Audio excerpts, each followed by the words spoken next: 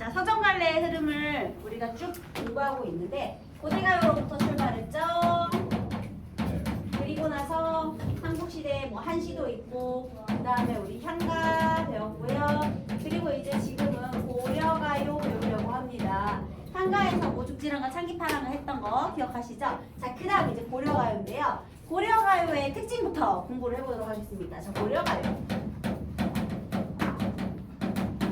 고려시대의 노래예요. 그런데 형식은 삼음고 뭐가 있죠? 여음구와 후렴구. 그리고 후렴구로 인해서 드디어 분연체가 시작이 되었습니다. 연이 구분된다는 뜻이죠. 여러분 우리 향가는 4, 8, 19체로 발전했잖아요. 그런데 19체는 행의 구분만 있고 연의 구분이 없었죠. 그런데 이제 고려가요에는 연이 구분되는 거예요. 그래서 분연체 이렇게 되겠습니다. 그 다음에요. 주대인 향유계층, 작가층 누굴까요? 맞아요. 평민층은 주로 어떤 내용을 노래하고자 했을까요? 맞아요. 남녀상열지사. 그래서 평민들의 진솔한 정서 표현.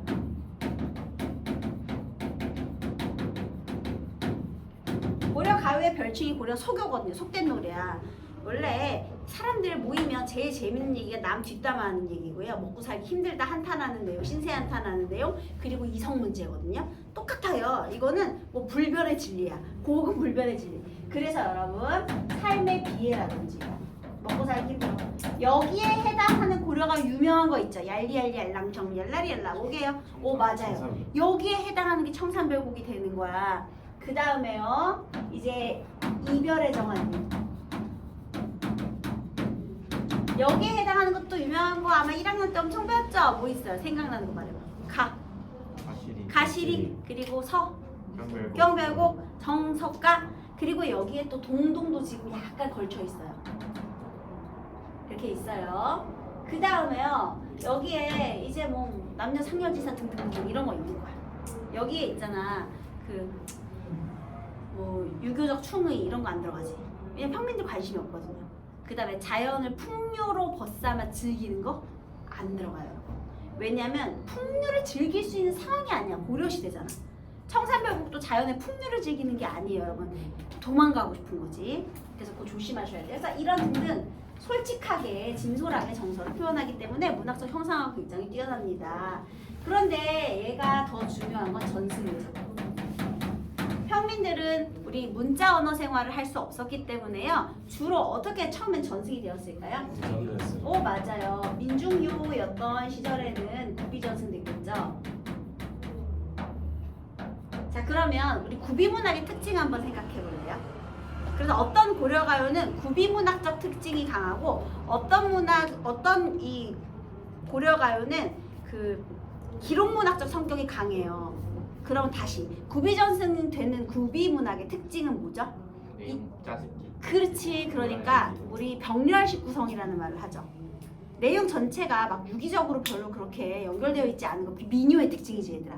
순서가 별로 바뀌어도 상관없고 막 그렇잖아요. 그렇지? 그래서 삭제와 첨삭이 자유로운 거예요. 열린 구성을 택하고 있다라고 하거든요. 그래서 그런 열린 구성. 그 다음에 여기서 유행하던 구절이 여기서 또 나타난다든지. 그래서 우리 정석가의 육렬하고 서경별곡에 이은 그 구슬노래 있죠. 구슬이 천년이 구슬이 바위에 떨어지면 우리 깨어져도 끈이 남듯이 우리가 천년을 따로 살아가도 믿음은 끊어지지 않는다. 그게 똑같은 게 두 번 나오잖아. 그런 것들이 전부 구비문학적 특징이에요. 그리고 우리 서경별곡에서 1, 2, 3년의 내용의 화자가 다 이질적이지. 1년의 여편내는 길쌈하던 배를 버리고라도 쫓아가는 적극성 있는 여편내 기억하시죠? 서경별곡.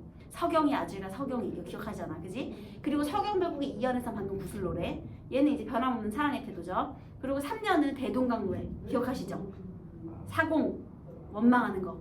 네 여편내 관리나 잘하지 바람난지 모르고 여기서 우리 님 태우 건너줬냐 이렇게 원망한 노래. 그러니까 화자의 분위기가 다 다르잖아요. 그러니까 이렇게 이질적이고 하는 것이 전부 구비문학적인 특징이 되겠습니다. 근데 이게 너무나 인기를 끌다 보니까 얘가 궁중교로 편입이 되죠. 고려 왕실에서 조선 왕실까지 이어져요. 그러다가 나중에 이제 성종 때에 이르러서 이제 한글 사용이 익숙한 이 나라 음악 악보집을 만들어 보세요 해가지고 그 악보집 가사집에 시욕탕 악보 악학괴범 악장 가사 다 악이 들어가죠. 그 악이 궁중음악이거든요. 우리 궁중음악을 악이라고 하잖아요. 그래서 그런 악보집 가사집에 한글로 기록이 되었어요. 그래서 고려 시대의 노래인데 기록이 한글 기록이에요. 뭐가 이상한데요? 고려 시대인데 왜 한글로 기록이 됐죠? 이게 이렇게 되는 겁니다. 그래서 구미전승대대가 궁중음악으로 편입이 되는 과정에서 뭔가 좀 새로운 것들이 삽입되는데 그런 것들도 알아봐야 되겠죠. 좋아요. 자, 그래서 이게 이제 고려가요의 특징이고요. 우리 고려가요에서 배워야 할 것은 지금 가시리, 그 다음에 뭐 서경별곡, 정석가 이런 건데 오늘 이번만큼은 가시리, 서경별곡, 그 다음에 정석가는 수업을 안 하겠습니다. 너무 많이 했어. 이제 너네도 지겹지? 그래서 뭘 할 거냐면 동동하고 청산별곡 수업을 할게요. 그건 좀 봐야 되니까. 그래서 동동이랑 청산별곡 위주로. 자, 오늘은 이제 동동 공부해 보도록 하겠습니다. 고려가요 동동이에요. 네, 치울게요.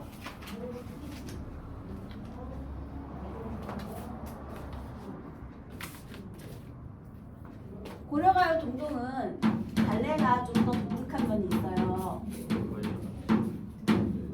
장자리상의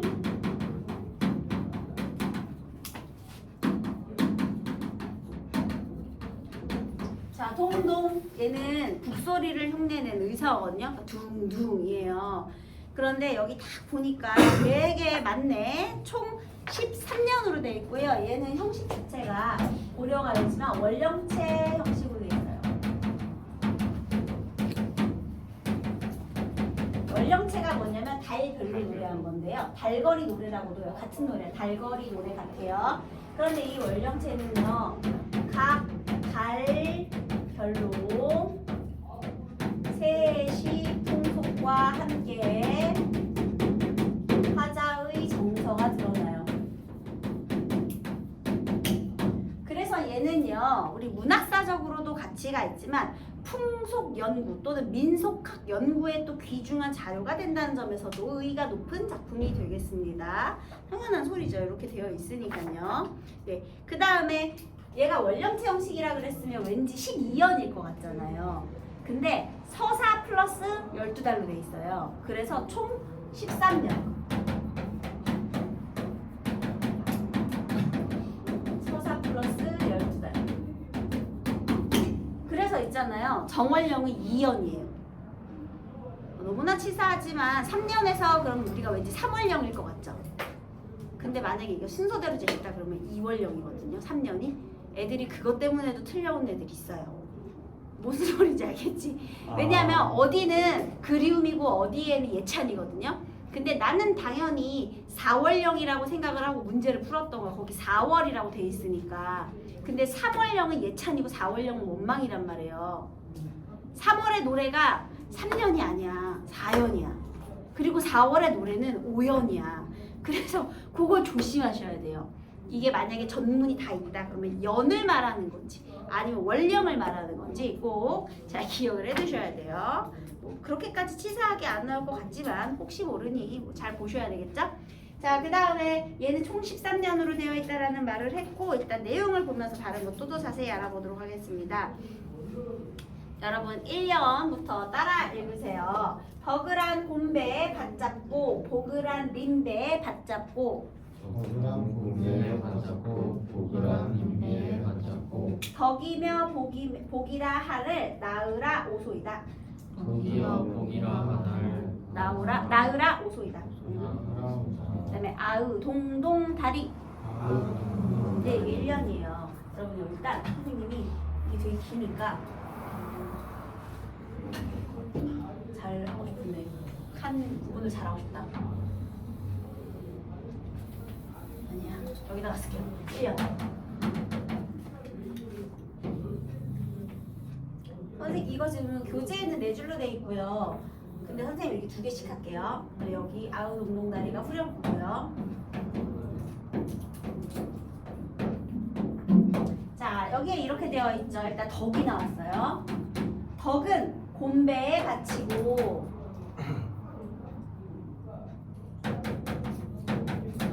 다음에 복은 림배에 받치고. 얘들아 너네 여기 혹시 중세국어 배웠던 거 기억나니? 이 잡이 혹시 뭔 잡이었는지 기억나나요? 객체 높임의 선어가 로미였지, 그치? 객체 높임은 누굴 높이는 거였지? 목적어나 부사어가 지시하는 대상을 높이는 거였잖아요. 자 그러면요, 이 곰배에 받치고 그 다음에 님배에 받치고 해서 곰배는 배가 도대체 뭔지 한번 볼게요. 곰배에서 배가요, 건배할 때 그 배예요. 잔 배자거든요. 그래서요, 일단 덕은 곰배 뒷잔에 받치고, 이거 현대어에서 기본이죠. 곰배 뒷잔에 받치고, 림배 앞잔에 받치고, 이렇게 돼요. 뒷잔 먼저 받치고 앞잔에 받치는 건데요. 자, 뒷잔 이건 어떻게 해석하느냐? 신령님께 술잔을 바치고, 그 다음에 림배 이거는 임금님께, 림 똑같지? 얘들아 임금님은 내 앞에 있을까 내 뒤에 있을까? 앞에 있겠지. 이제 연희의 시작이니까. 선생님이 아까 전에 고려가 왜 무슨 특징이 있다고 그랬죠? 민중요가 궁중요로 편입되는 전승면의 특징이 있다고 했죠. 이 서사 부분이 바로 그런 부분이에요. 그걸 알 수 있게 해주는 부분이에요. 그래서 지금 이 1년은요, 민중의 노래가 궁중요로 편입되면서 삽입된 노래예요. 삽입된 부분으로 볼 수 있어요. 지금 이게 뭐냐면요, 너네 이제 막 그런 차례 같은 거 지낼 때 막 이렇게 성묘 같은 걸 갔어요. 그러면 우리 조상님 잠들어 계신 무덤에다 인사를 드려야 되는데 그 전에 먼저 이렇게 주변에다 술 같은 거 먼저 뿌리죠. 왜 그러느냐? 그 무덤가에는 우리 신만 있는 게 아니라, 우리 조상님만 있는 게 아니라 다른 여러 가지 신령스러운 사람들 같이 있단 말이야. 다른 조상들도 있잖아요. 그러면 미리 양해를 구하는 거죠. 왜냐면 와서 어쨌든 소란을 피울 거잖아. 우리 조상이야 우리가 와서 반갑겠지만 다른 조상들은 쉬고 있는데 우리가 시끄러울 수도 있잖아요. 그러니까 좀 잘 봐달라 하면서 이렇게 인사도 드리고 호시래 하는 거예요. 잡신도 쫓을 겸. 그런 다음에 이제 진짜 우리 조상님한테 이렇게 절하고 뭐 이렇게 필요한 거 하겠죠. 그러니까요, 일단 조상님들 먼저, 그리고 임금님이지. 임금님 먼저, 조상님 이상하잖아. 그렇죠? 그래서 자 보세요. 덕을 베풀어 달라고 먼저 하고요. 복 받으셔야 할 분은 뭐야? 임금님이지. 덕을 베풀어 줘야 되는 건 신령님이고요. 복 받으셔야 할 분은 임금님입니다. 그래서 덕은 뒷잔에 바치고 복은 앞잔에 바치고. 왜 이런 거 있죠? 우리 학원의 미래를 위해서 다 술 따르시고 건배! 그 다음에 애들의 성적 향상을 위해서 술 따르시고 건배! 지금 계속 그거 하는 거예요. 뭐야? 연희의 시작을 알리는 거죠. 그러니까 뭐야? 궁중으로 편입되면서 들어갔겠지. 그래서 여러분 어쨌든 덕과 복을 바치러들 오십시오 이렇게 되는 거지. 이제 시작할 거니까 모여라 이렇게 되는 거지. 덕과 복을 바친대. 그러면 결국 덕과 복을 바치는 거니까 무슨 내용으로 되니? 그렇지! 송출의 내용이에요. 이것과 같은 내용이 뭔지 알아요? 우리 가시리의 후렴구 뭐죠 혹시? 위, 질진각, 태평성대. 그 가시리의 후렴구가 얘랑 똑같은 역할을 하고요. 여러분 정석가의 1년에서 어떻게 그 정석가가 징과 돌의 노래인데 기억하시나요? 징이여 돌이여 장금의 개상이다. 징이여 돌이여 지금 이제 임금님 앞에 계시니 이제 한판 태평성대의 눈이여 와지이다. 태평성대에서 한판 시작해보고 싶습니다. 이런 노래거든요. 그 부분도 똑같이 송축의 의미 이런 내용이 들어가 있는 거죠. 그래서 같은 기능입니다. 자, 그 다음에요. 어쨌든 간에 받쳤어요. 그래서 여러분 여기 받잡고에 이 잡 있잖아요. 여기도 잡이 있지만 얘네들이 객체 높임 선어마롱이라고 했잖아.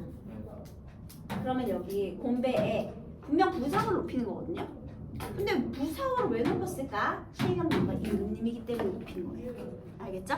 그래서 부사어를 높인 거예요. 그리고 이제부터 연희의 시작을 알렸기 때문에 얘는 1년은 서사 부분으로서 송축의 의미를 가지고 있습니다. 그래서 얘는 그냥 서사라고 불러줘요. 그 다음부터는 정월령부터 12월령까지인데 그 선생님도 헷갈리니까 여기 연을 쓰지 않고 그냥 정월령 그냥 쭉 할게요. 알아서 여러분들이 4월령이다 그러면 5연, 7월령이다 그러면 8연 이렇게 알아서 생각하세요. 서사 하나 있으니까요. 그렇게 해서 정월령부터 이제 후렴구는 생략을 하려고 하는데요.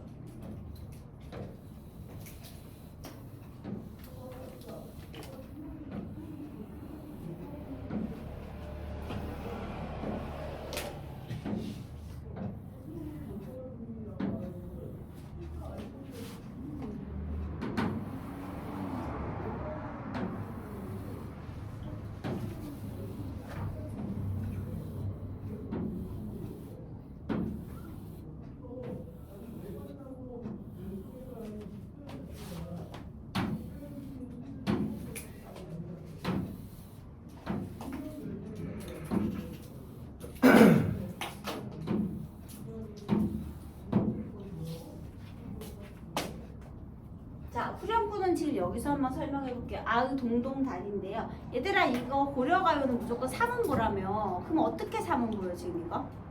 더그란 하나, 곰배 둘, 밭잡고 셋. 이렇게. 그 다음에 아의 하나, 동동 둘, 다리 뚝 이렇게 셋이에요. 자 그러면 우리 후렴구도 한번 볼게요. 여기서 후렴구에서요. 아의가 뭐게요? 감탄사. 동동다리는요? 무엇을 흉내낸 의성어일까요? 맞아요. 북소리. 근데 일단 악기 소리가 나온다는 것 자체가 공중음악으로 편입됐다는 거야. 왠지 알아요? 악기 비싸요. 만약에 민중들의 노래잖아요? 그러면 그냥 의성어만 해도 돼.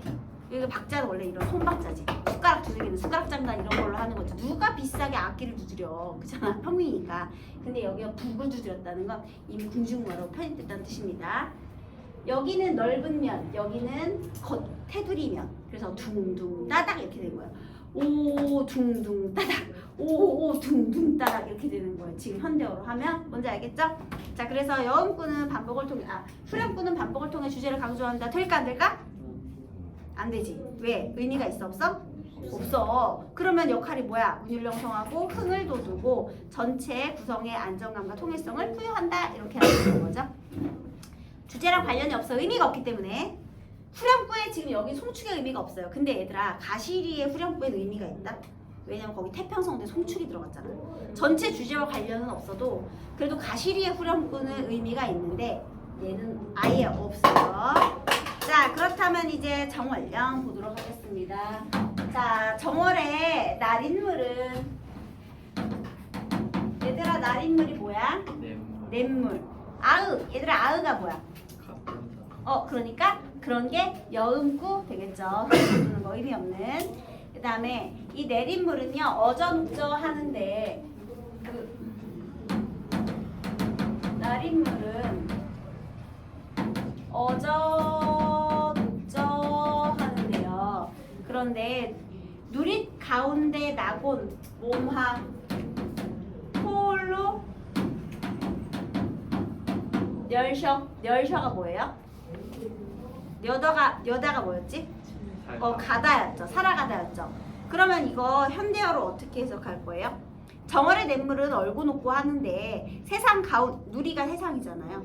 그래서 세상 가운데 난 몸이요. 세상 가운데 태어난 몸이요. 혼자 살아가는구나. 이렇게 됐어요? 자, 그러면 여기서 볼까요? 자, 정월의 냇물이 얼고 녹고 한다라는 건 상태 변화가 있는 거죠. 근데 나는 다른 애들 다 얼음땡 놀이 하면서 신나게 노는데 나는 얼음 하면 지금 땡 해줄 사람이 없는 거죠. 그래서 자, 냇물과 시적 화자의 몸이 서로 지금 어떻게 된 거예요? 대조를 이룬 거죠. 그러면 자연과의 대비를 통해 무엇을 강조해요? 외로움을 강조하는 거죠. 1년은, 그러니까 1년이 아니죠. 2년이죠. 정월령의 주된 정서가 뭐라고? 그리움이야. 외로움. 혼자 가니까 외로워요. 알겠죠? 그러면 여기서 또 뭐라고요? 대비. 자연과 대비.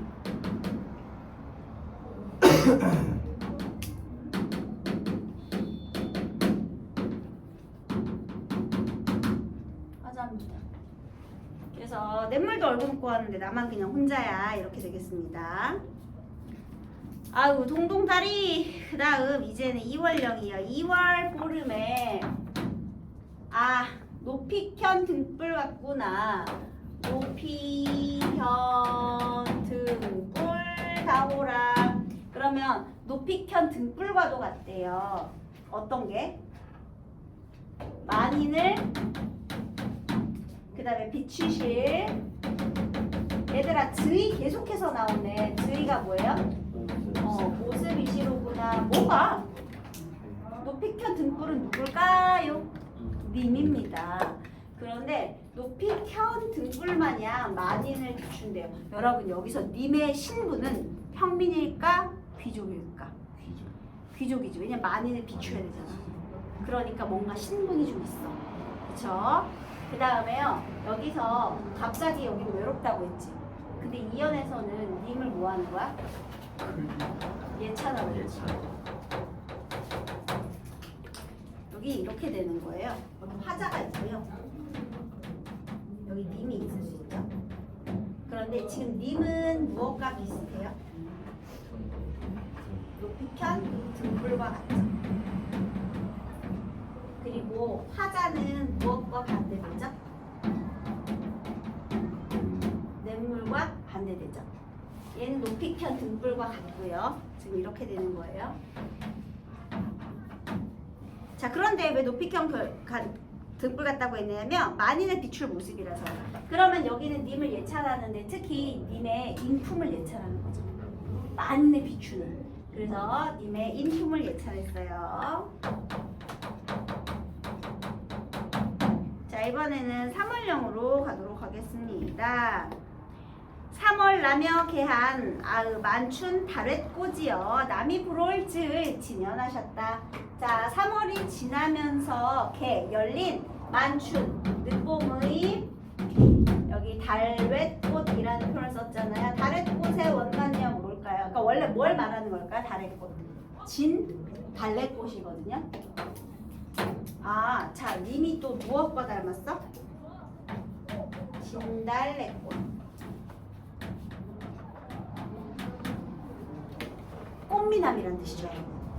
그래서 이번에는 이걸 뭐라고 설명했느냐?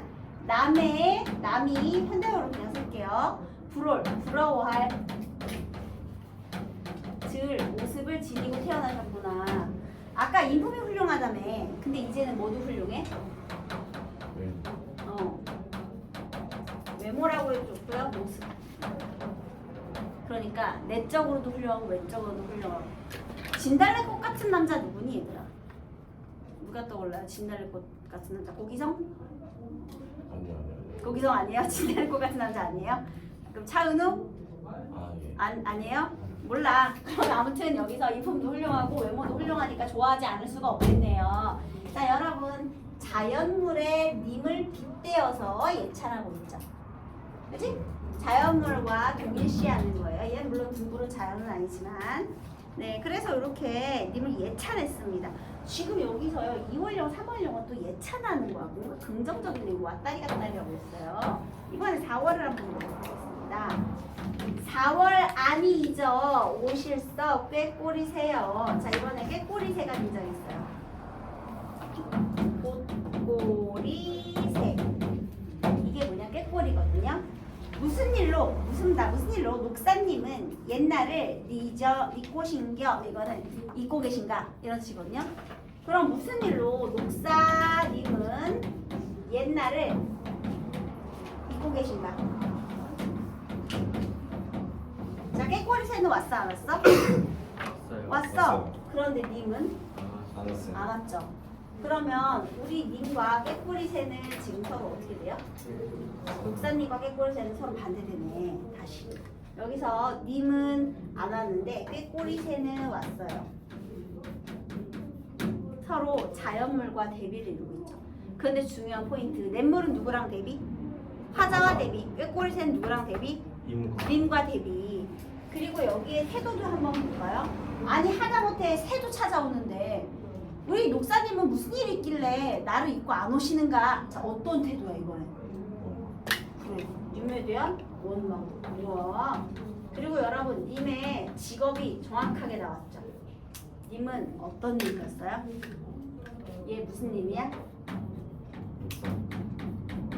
학사, 박사, 녹사처럼 녹사도요. 우리 학문 수양하는 그런 직업입니다, 여러분. 귀족이야. 아까 많이 비춘다 그랬잖아. 그러니까 무슨 교수님 정도 되나 봐 얘들아. 응? 그래서 여기 지금 녹사님 귀족계층이라는 걸, 높은 신분의 사람이라는 걸 알 수가 있습니다. 이렇게 원망도 드러났어요. 그리고 여러분 선생님이 아까 원령체는요 세리풍속과 함께 드러난다라고 했잖아. 근데 왜 하필이면 등불을 켰는지 아세요? 너네 소원등 켜서 이렇게 풍등 날리기 이런 거 해봤니? 아 네. 그런 것처럼 연등제가 있어. 2월 행사예요. 이렇게 등 밝히고 소원 빌기 이런 행사가 있거든요. 그래서 이거 이제 연등제와 관련된 행사가 되겠습니다. 자, 그 다음 이제 5월령으로 가볼게요. 선생님이 보겠습니다. 5월 5일에 수린날이 단오날이거든요. 단오날에 아침약은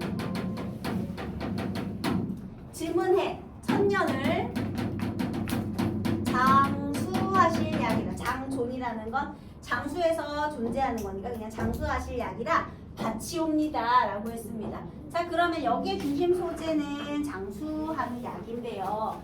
이 아침 약을 누구에게 바치는 거예요? 님한테 바쳐. 뭐 하라고? 모래사. 그래, 님의 장수를 기원하고 있죠. 뭐야 이건 또 님의 장수 오랫동안 사는 것을 기원하고요. 여러분 여기에 있는 님은 임금이라고 봐도 될까요? 괜찮겠지? 만세 만세 만만세 만수무강하옵소서 되잖아. 아 네. 여기서 여기는요 또 궁중음악적 요소가 좀 드러나기도 해요. 그죠?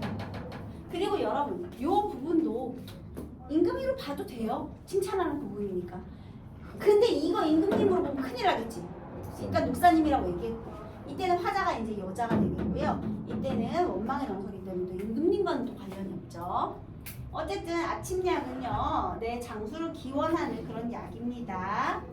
그리고 이번에 6월인데요 6월 보름에, 자 이번에는 여기 뭐라고 써있느냐면 별해 발윤빛 같구나 라고 했습니다. 별에 바른 빛이 뭐냐? 벼랑에 버린 빛이에요. 벼랑에 버린 빛.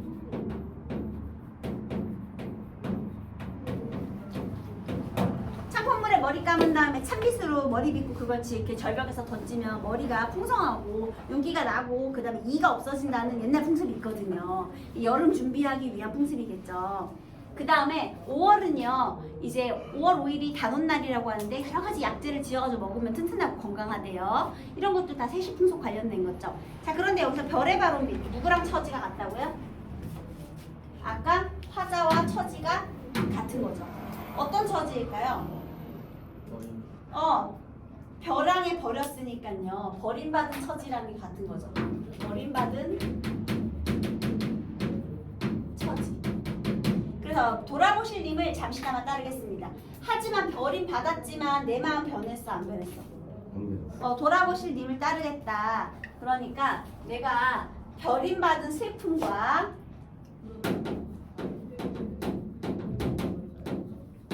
슬픔이요 한탄 하지만 변함없는 사랑, 이 사랑을 아직 멈출 수는 없었나 봅니다. 자, 그 다음 이번에 7월입니다 7월 보름에, 이번에는 7월 보름날인데요 100가지 종류, 그러니까 여러 가지 재물들을 배설하다, 차리다라는 거예요. 그러면 여러 물건을 차려놓고 그 다음에 님과 함께 가기를 원을 비움놓는다. 그래서 님과 함께 살기를 소망하는 겁니다.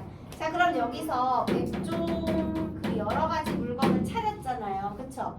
그러면 이게 바로 뭐가 의미가 똑같아? 이 아침약과 의미가 같아요. 내가 기원을 비니까, 기원의 대상이니까. 자, 이번에는 뭐예요? 함께 살 수 있기를 기원하는 거죠. 이번에도 기원합니다. 같은 거예요. 백종. 여러 가지 정성이죠. 그럼 얘는 다시 말하면 화자의 정성이에요. 이 여러 개 차려놓는 것 자체가 정성이죠. 그리고 아침약도 뭐예요? 정성이에요. 왜냐하면 한약은 다리려면 엄청 힘들어요. 양약처럼 그냥 막 먹기만 하면 되는 게 아니야. 알약으로 먹는 게 아니잖아요. 한약은 정성과 한약재 이렇게 눌러붙지 않게 달여가지고 막 이렇게 해야 되죠. 오랜 시간. 그래서 다 사랑과 정성으로 보시면 되겠습니다. 시적 소재의 의미가 같은 걸 찾는 문제가 많이 나오고요. 여기 드러난 정서 이거 묻는 문제도 많이 나옵니다. 자, 그 다음 이제 8월인데 8월 보름 무슨 날인지 여러분 다 알잖아요. 무슨 날이죠? 그게 바로 갑해예요. 가장 아름다운 날. 그래서 8월 보름은 갑의 날이지만 한가위 풍속인데요. 근데 중요한 건 엄청 중요한 한가위인데 님을 외시고 지내야 명절 분위기가 납니다. 자, 그런데 지금 님이 있어 없어? 없어요. 님이 없기 때문에 흥이 나 안 나? 힘이 없네. 흥이 안 나. 그래서 명절 분위기가 나지 않는 겁니다. 그러니까 여기서 느껴지는 정서는 뭐야 이번에? 응? 어떤 정서가 드러나죠? 님이 없으니까? 그래, 외롭고 쓸쓸한 거지. 님이 없잖아요. 그래서요 여기에서도 그리움과 쓸쓸한 일.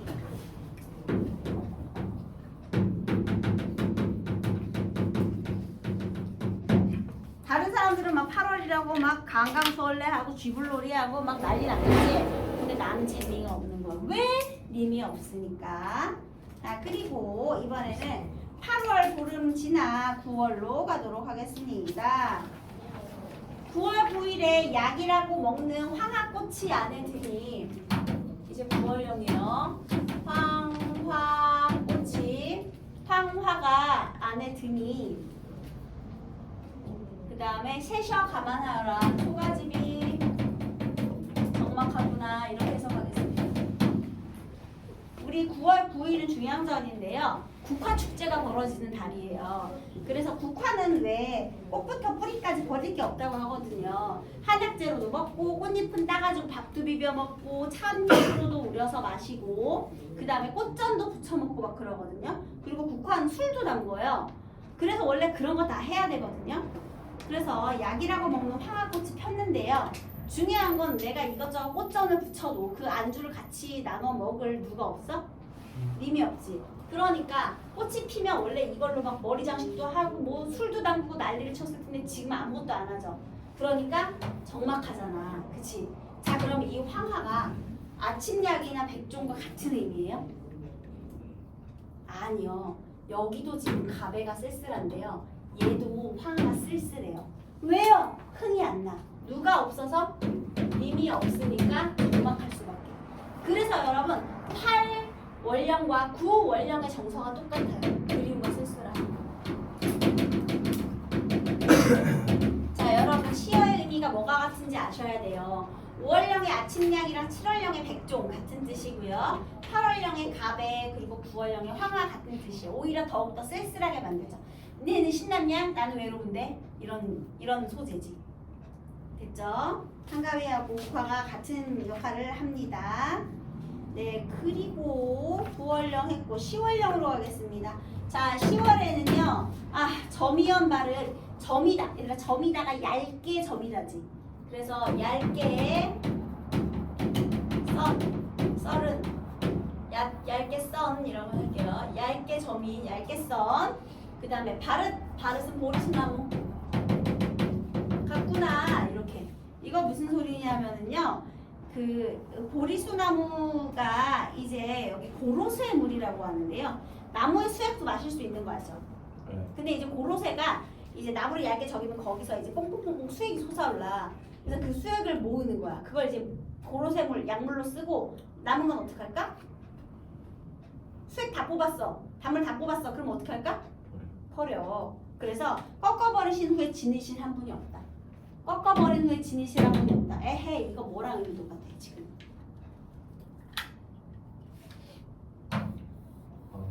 뭐랑 똑같아? 벼랑에 버린 빛과 똑같아. 버림받았어. 단물만 쪽 빨아먹고 먹튀당했어. 벼랑에 버린 빛하고 지금 얇게 점인 보리수나무, 얇게 썰어놓은 보리수나무 버려진 거예요. 이거 고로쇠라고. 그러니까 단물 쪽 빨아먹고 버리는 거야. 그래서 버림받은 그 내용이 똑같습니다.